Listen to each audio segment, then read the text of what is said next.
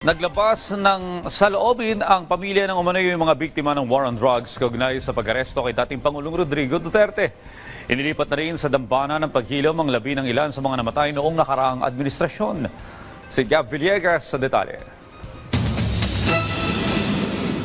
Bunso sa 13 magkakapatid ang 9 na taong gulang na si Lenin. Pangarap ni Lenin na maging guro pero malabo na itong mangyari. December 2016, habang nagtatabas at nagtitiklop ng tela para itinda bilang punda ng unan, tinamaan siya ng bala habang nagsasagawa ng operasyon ang mga otoridad sa kanilang lugar sa Camarin, Caloocan City sa kasagsagaan ng madugong war on drugs noong nakaraang administrasyon. Bagamat 9 na taon nang nakalipas, hindi pa rin ito matanggap ni Tatay Rod. Hanggang ngayon ay umihiling po kami na magsisiyam ng taong gulang ng hustisya.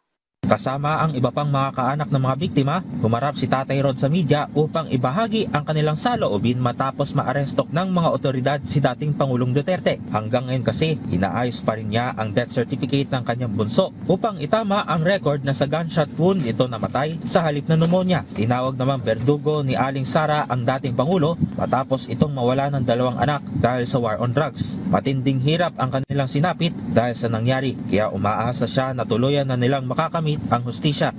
Sana tuloy-tuloy na to.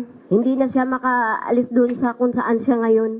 Ayon sa non-government organization na Ideals na siyang nagbibigay ng legal na tulong ng mga war on drugs victims, tinati ang 700 hanggang 900 kaso ng paglabag sa karapatang pantao ang kanilang naitala mula noong 2016.